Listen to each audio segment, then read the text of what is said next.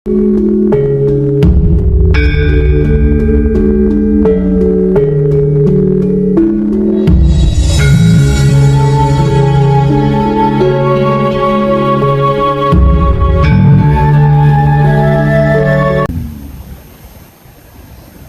kadang dan para sedulur kinasiku sekalian, sepertinya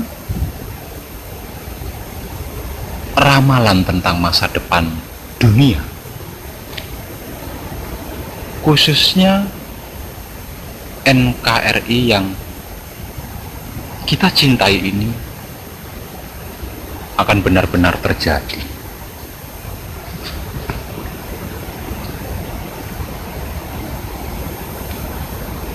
Munculnya para indigo baru yang memprediksi tentang kejadian akan datang mengenai dunia, khususnya NKRI yang kita cintai ini.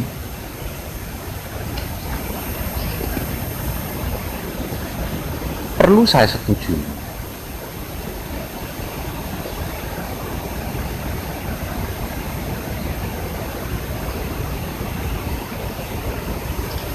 Namun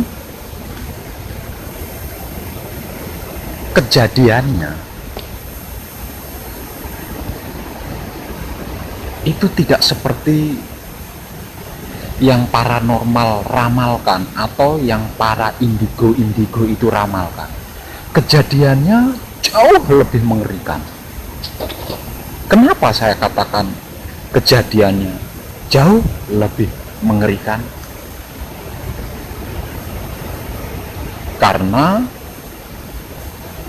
apa yang akan terjadi itu bukan merupakan perang dunia ketiga atau perang dunia keempat atau perang dunia kelima dan bla bla lainnya, bukan. Apa yang akan terjadi adalah pembersihan. Bahwasannya kalau dunia ini diibaratkan sebuah taman sorga, sudah waktunya dunia ini dibersihkan dari sampah-sampah kotoran yang mengganggu pemandangan, yang mengganggu lingkungan, yang mengganggu kenyamanan, yang mengganggu keamanan, yang mengganggu keindahan dari taman tersebut. Dan kejadiannya sungguh amat sangat mengerikan, jauh lebih mengerikan dibanding perang terbesar sekalipun yang pernah terjadi di sepanjang sejarah dunia. Bagaimana tidak? Saya kasih gambaran sedikit. Di dalam sepanjang sejarah dunia, perang yang paling mengerikan adalah perang yang pernah terjadi pada zaman Nabi Sulaiman. Padahal perang itu bukan perang besar-besaran, hanya perang antar kelompok sekelompok saja. Tapi kengeriannya jauh lebih mengerikan dibanding perang besar dunia manapun. Kenapa saya katakan mengerikan? Sekali lagi, kenapa saya katakan mengerikan? Karena perang ini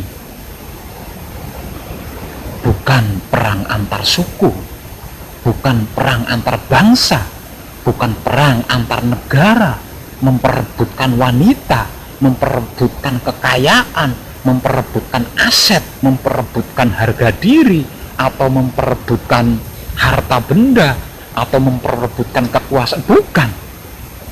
Perang ini terjadi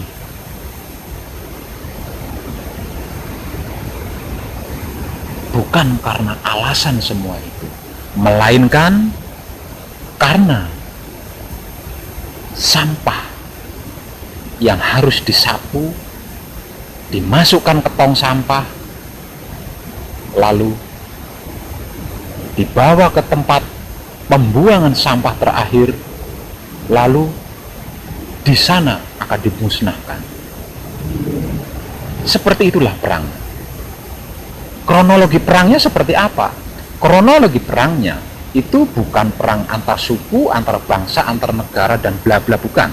Tapi perang antar saudara.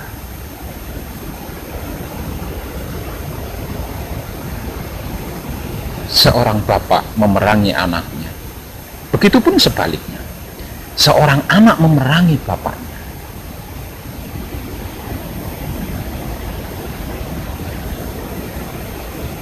Seorang bapak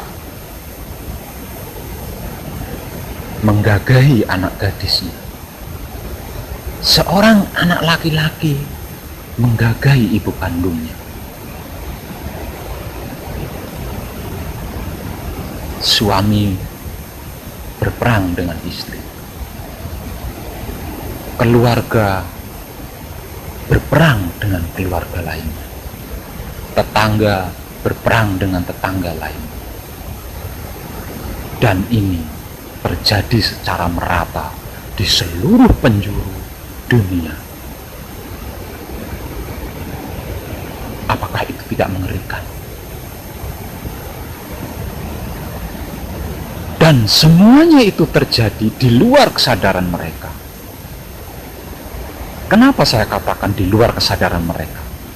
Karena kesadaran mereka telah hilang, diganti dengan kesadaran bangsa jin-jin. Kemarahan mereka dikuasai oleh bangsa jin, oleh bangsa lelembut. Emosi mereka dikuasai oleh bangsa jin, oleh bangsa lelembut. Peperangan mereka, perselisihan mereka, pertengkaran mereka, semuanya itu dikendalikan oleh bangsa jin dan bangsa lelembut. Tidak ubahnya sebuah perang yang pernah dialami pada zaman Nabi Sulaiman. Perang mengerikan di dalam sepanjang sejarah dunia adalah perang yang pernah terjadi di zaman Nabi Sulaiman. Karena apa? Karena perang yang terjadi pada zaman Nabi Sulaiman adalah perang yang dikuasai atau yang dikendalikan oleh bangsa jin atau bangsa lelembut.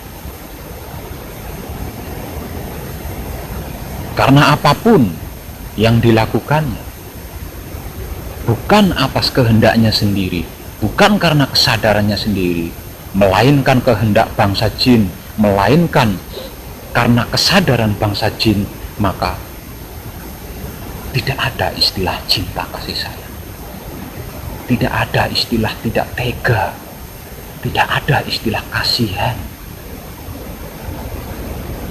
Semuanya terjadi secara membabi buta.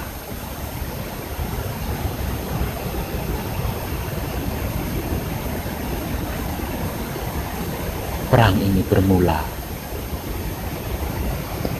di tanah Pulau Jawa yang kita cintai ini, para kadang, juga para sedulurku. Karena di dalam sejarah spiritual, Pulau Jawa adalah surga. Dan tidak selayaknya surga itu memiliki sampah kotoran.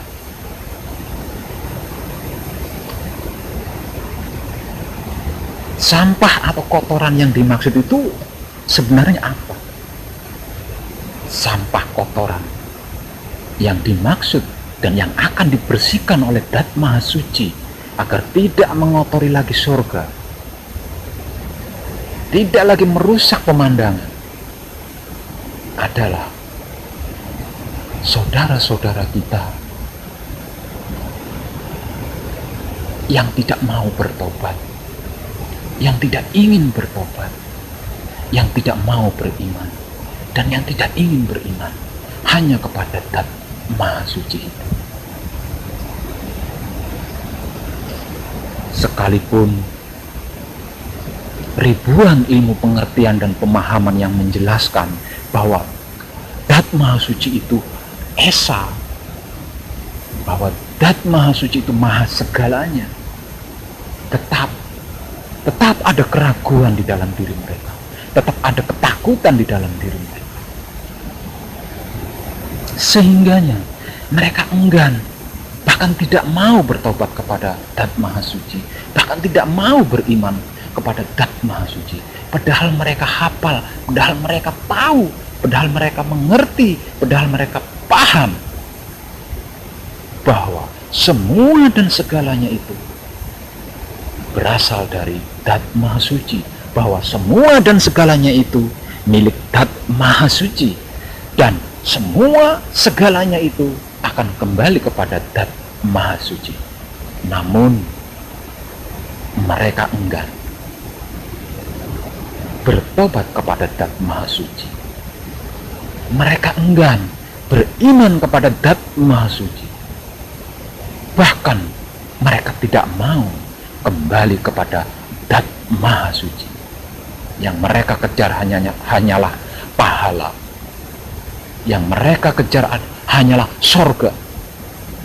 Mereka mengejar lagi pahala, mengejar lagi sorga, mengharap lagi pahala, mengharap lagi sorga,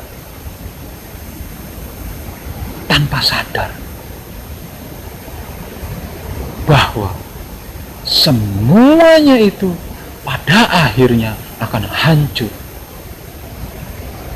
akan musnah.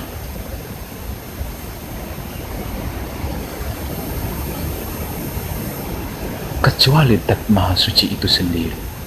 Karena Dat Maha Suci adalah asal usul segalanya, permulaan segalanya, nenek moyang segalanya, bibit dari segalanya.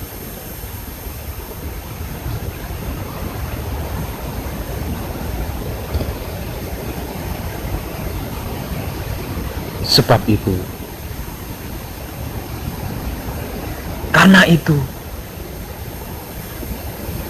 dengan penuh cinta kasih sayang, selalu saya kabarkan bahwa bertaubat itu melampaui segalanya, bahwa beriman itu melampaui segalanya. Dengan bertobat hanya kepada Dat Maha Suci, dengan beriman hanya kepada Dat Maha Suci, tidak ada satupun yang mustahil. Kita tidak perlu itu, tidak butuh ini. Hanya dengan bertaubat dan beriman, kita bisa. Lalu kenapa kita mencari yang lain? Kenapa kita melakukan yang lain? Sementara apa yang kita lakukan itu tidak ubahnya sebuah sampah, sebuah kotoran yang mengganggu, yang merusak keindahan sebuah taman. Karena merusak, mengotori keindahan sebuah taman, dibersihkanlah. Dan pembersihan itu segera akan terjadi. Sangat-sangat sesegera mungkin akan terjadi. Seperti para indigo-indigo baru yang meramalkan tentang kejadian. Seperti paranormal-paranormal yang meramalkan tentang kejadian. Namun kejadiannya tidak seperti yang mereka ramalkan. Karena apa? Karena kejadiannya jauh lebih mengerikan dibanding yang mereka ramalkan. Dan semuanya itu dipicu, dikuasai, dikendalikan oleh bangsa jin, bangsa lelembut yang menaruh dendam, kesumat kepada kita. Karena kita dianggap tidak layak sebagai manusia. Bangsa jin merasa iri dengan bangsa manusia, karena bangsa manusia mendapat status, mendapat stempel dari Dat Maha Suci sebagai makhluk paling sempurna di antara makhluk-makhluk lain. Namun dalam kenyataannya, kesempurnaan itu tidak tercermin di dalam diri setiap bangsa manusia.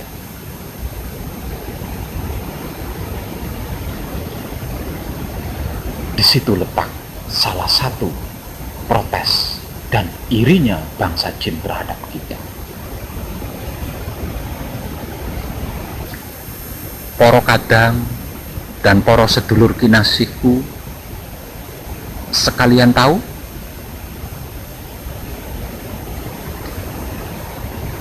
di era zaman kemajuan yang serba modern ini,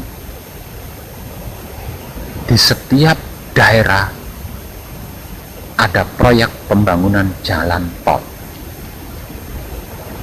Para kadang dan para sedulur tahu seperti apa proses pembangunan jalan tol tersebut? Proses pembangunan jalan tol menurut saya brutal. Tidak menggunakan nurani sebagai manusia yang memiliki status atau setempel sempurna dibanding makhluk-makhluk lainnya. Kenapa? Coba saja para kadang, para sedulur, saksikan sendiri seperti apa proses pembangunan jalan tol itu. Tak kenal kompromi, tanpa kompromi, tidak peduli di depan itu ada pemakaman, tidak peduli di depan itu ada kuburan, tidak peduli di depan itu ada keramat, tidak peduli di depan itu ada sesuatu yang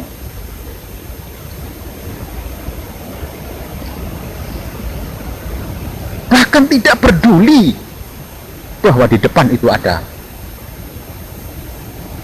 cagar budaya. Jika jalur akses jalan tol harus melalui itu, tidak peduli itu rumah manusia, tidak peduli itu kuburan, tidak peduli itu keramat, pasti akan dihancurkan, pasti akan disingkirkan.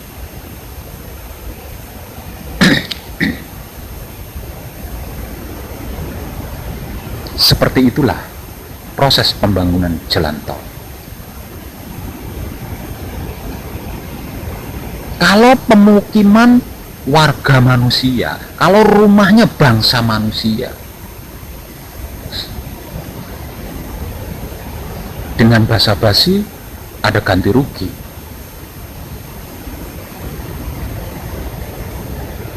Sesulit apapun bisa dikompromi. Tapi bagaimana dengan bangsa jin, bangsa lelembut, bangsa yang tidak kasat mata oleh kita? Mereka juga punya rasa dan perasaan sama seperti kita. Mereka juga punya marah, mereka juga punya sedih, mereka juga punya pilu, mereka juga punya kehidupan, mereka juga punya keluarga, punya orang-orang yang dia cintai. Coba para kadang dan para sedulur kinasihku pikirkan secara sadar. Secara kasat mata itu adalah pohon beringin.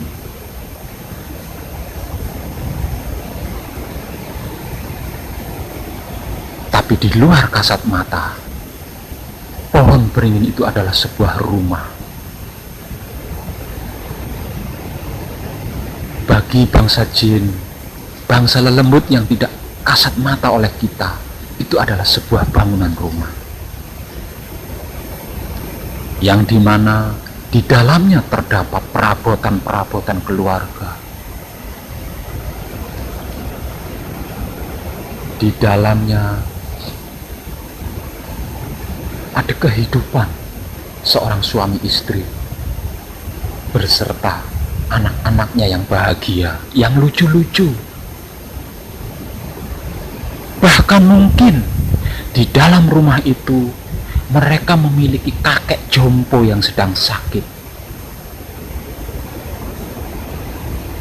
atau mungkin istri mereka sedang hamil dan hendak melahirkan.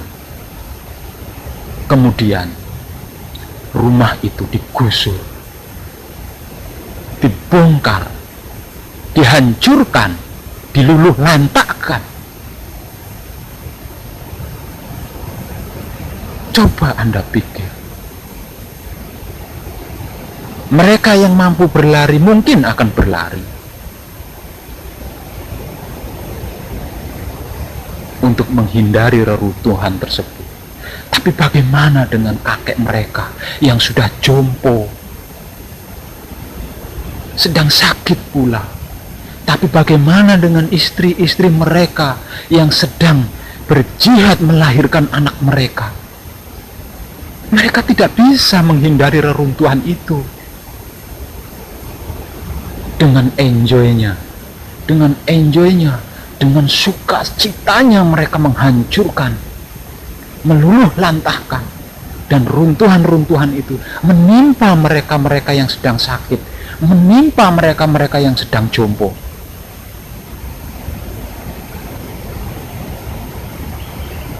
Andai hal itu terjadi kepada kita, bagaimana yang kita rasakan? Seperti apa yang kita rasakan? Coba pikir.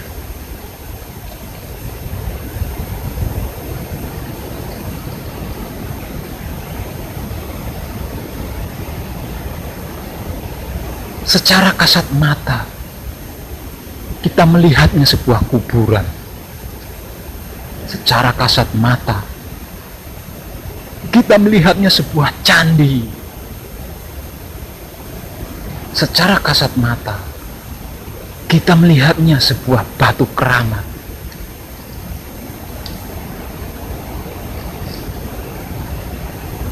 Tapi bagi bangsa jin, bangsa lelembut, bangsa yang tidak kasat mata oleh kita, itu adalah pemukiman, itu adalah tempat tinggal mereka, itu adalah tempat bernaung mereka, yang dimana di dalamnya terdapat keluarga yang mereka cintai, kehidupan yang mereka rasakan damai, nyaman. Ada anak-anak di dalamnya, ada orang sakit di dalamnya, ada ibu hamil di dalamnya, bahkan ada ibu-ibu yang sedang melahirkan di dalamnya.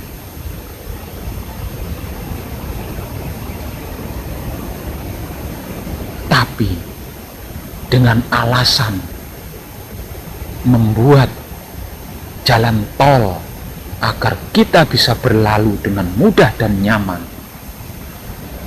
kita menghancurkan tempat tinggal mereka, kita menghancurkan keluarga mereka, kita membunuh keluarga mereka.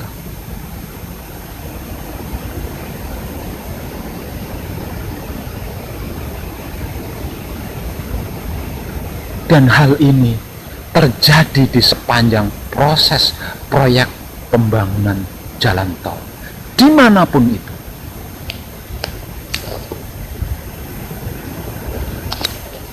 Inilah salah satu alasan bangsa jin membalas dendam kepada kita.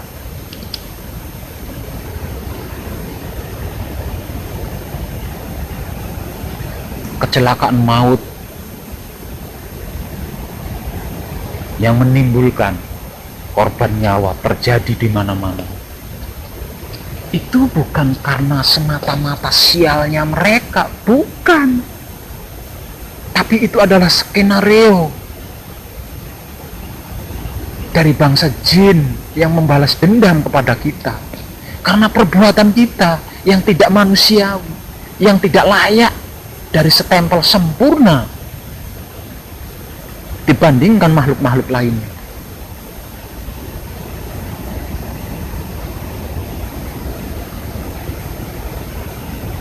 Sesegera mungkin mereka akan membalas dendam kepada kita. Sebab itu saya katakan, perang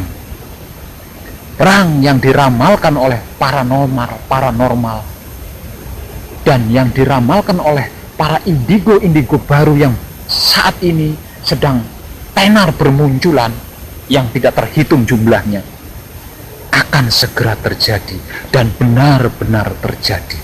Namun kejadiannya tidak seperti yang mereka ramalkan, sebab kejadiannya jauh lebih mengerikan dibanding ramalan mereka.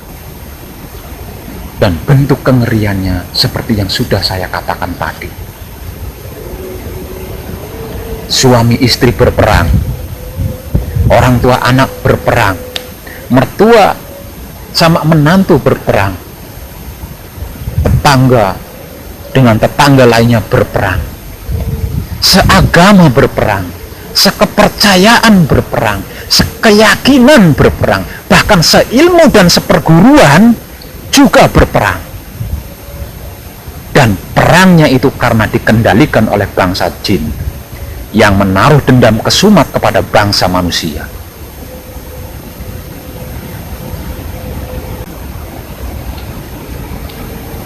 Perang pembersihan yang amat sangat mengerikan ini tidak akan bisa dicegah. Artinya benar-benar akan terjadi dan sudah terjadi.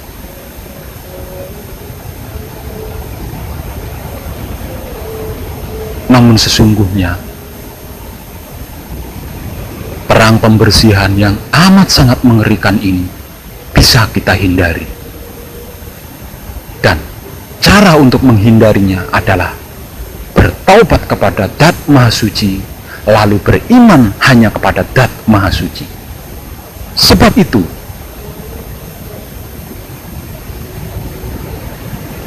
tanpa menyerah, apapun kendala dan rintangan serta kesulitannya, saya selalu dan selalu mengabarkan tentang taubat dan iman, mengabarkan tentang mukjizat bertaubat dan beriman kepada Dat Maha Suci.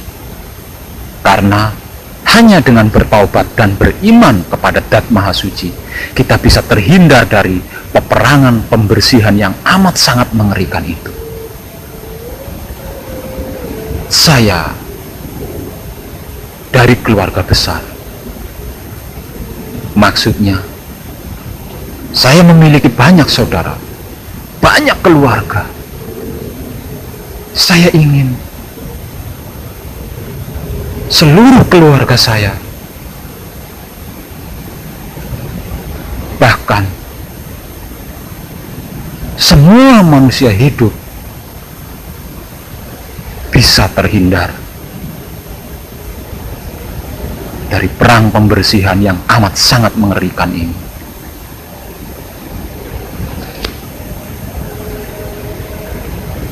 Karena saya tahu pada hakikatnya manusia berasal sama, berkeadaan sama, dan bertujuan sama, yaitu Dat Maha Suci.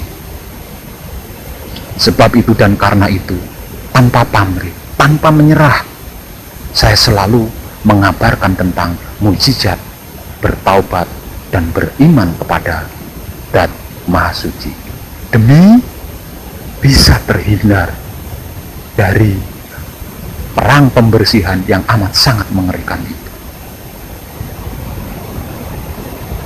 Tidak usah banyak, tidak usah seluruhnya, 30% saja.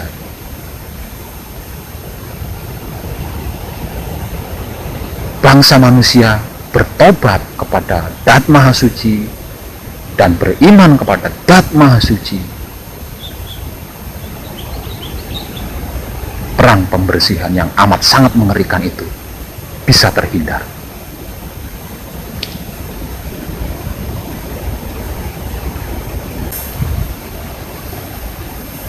Poro kadang juga poro sedulur kinasiku sekalian, ketahuilah ada ribuan, bahkan jutaan bangsa jin yang menjadi korban penggusuran pembangunan jalan tol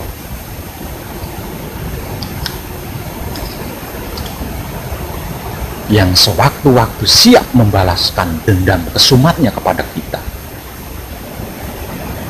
Mereka hanya tinggal menunggu keputusan saja. Jika keputusan itu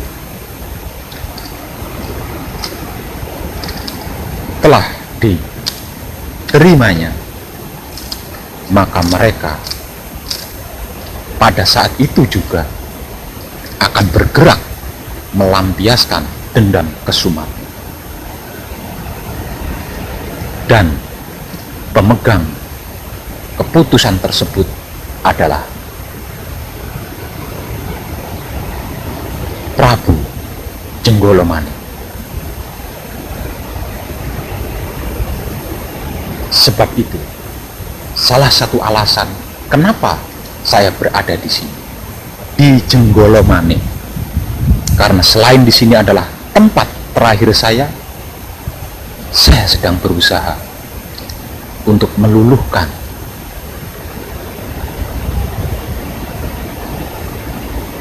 untuk bernegosiasi dengan Sang Prabu Jenggolomane untuk tidak mengeluarkan surat keputusan itu terlebih dulu, supaya saya memiliki kesempatan waktu untuk mengabarkan tentang mukjizat bertaubat dan beriman hanya kepada Zat Maha Suci Allah, untuk mengajak saudara-saudariku semuanya tanpa terkecuali untuk bertaubat dan beriman hanya kepada Tuhan. Karena hanya dengan bertaubat dan beriman kepada Zat Maha Suci Tuhan atau Allah, perang pembersihan ini bisa dihindari. Sementara bangsa jin yang jumlahnya ribuan tersebut menunggu keputusan dari Sang Prabu Jenggolomane. Sebagian mereka berkumpul di Gunung Galunggung, Bandung. Sebagian mereka berkumpul di Gunung Ciremai, Cirebon. Sebagian mereka berkumpul di Gunung Slamet, Purwokerto. Sebagian mereka berkumpul di Gunung Sundoro, Temanggung. Sebagian mereka berkumpul di Gunung Merapi, Solotigo. Sebagian mereka berkumpul di Gunung Merbabu. Sebagian mereka berkumpul di Gunung Kelub, Blitar. Sebagian mereka berkumpul di Gunung Raung, Banyuwangi. Jika surat keputusan itu telah keluar, mereka akan bersatu lalu bergerak melampiaskan dendam kesumatnya kepada bangsa manusia. Sementara para jin yang tidak sabar menunggu surat keputusan itu, mereka sudah mulai beraksi di jalan-jalan, di suatu tempat-tempat yang mereka yakini, yang mereka percayai bisa untuk dijadikan tempat pelampiasan dendam, seperti mencelakai para pengendara kendaraan, mulai dari motor, mobil, bahkan sampai ke kereta api. Apakah itu tidak mengerikan?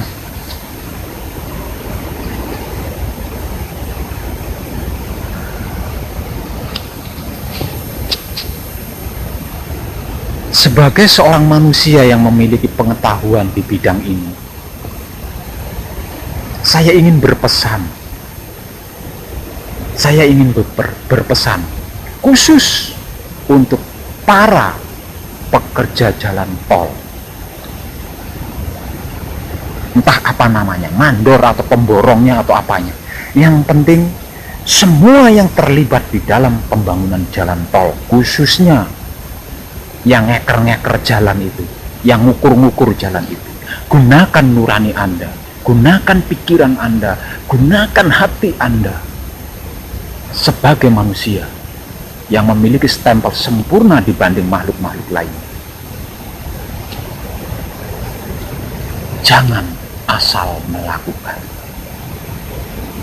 Ada kehidupan lain di samping kehidupan kita sebagai manusia, yaitu kehidupan bangsa jin, bangsa lembut yang tidak kasat oleh mata kita.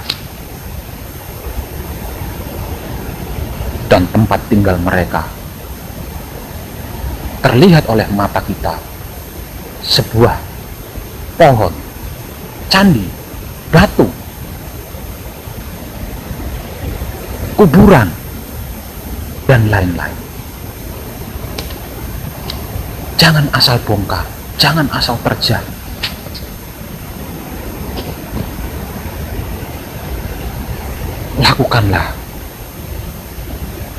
Lakukanlah sebuah ritual-ritual yang sesuai dengan adat setempat untuk bermohon kepada mereka yang tidak terlihat oleh mata kita, untuk permisi kepada mereka yang tidak terlihat oleh mata kita, agar mereka bisa mempersiapkan diri terlebih dahulu, sehingganya sebelum tempat tinggal mereka dibongkar, mereka sudah pergi, tidak sedang dalam tempat tinggal mereka, sehingga tidak mengalami kerugian, tidak mengalami kecelakaan, bahkan tidak mengalami kematian.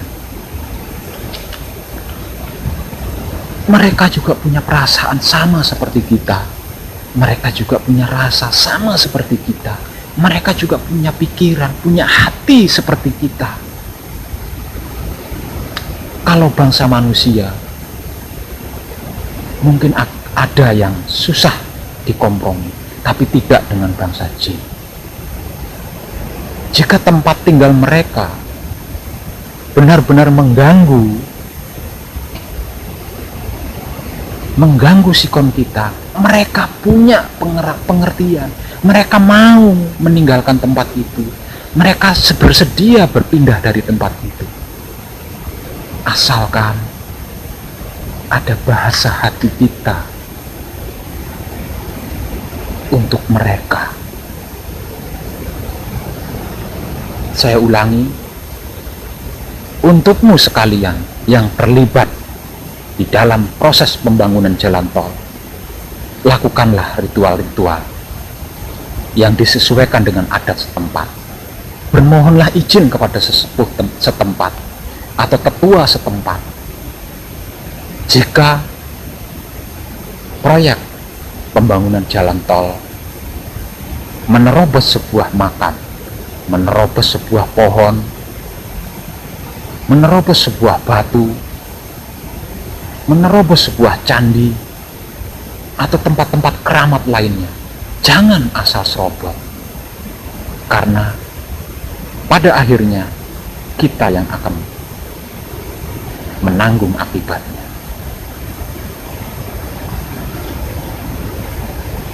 Poro kadang juga poro sedulur kinasiku sekalian, mungkin hanya itu informasi yang bisa saya bagikan secara umum. Selebihnya mohon maafkan, karena kehidupan di dunia ini memiliki aturan dan batasan, jadi saya tidak bisa melanggarnya.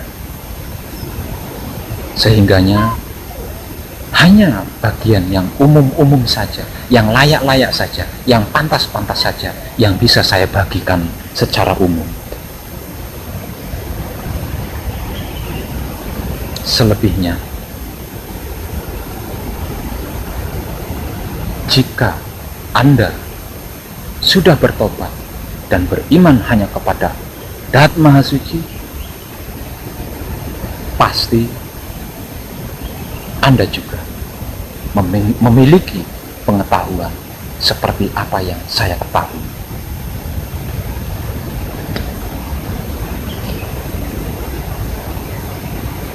Saya Wong Edan Bagu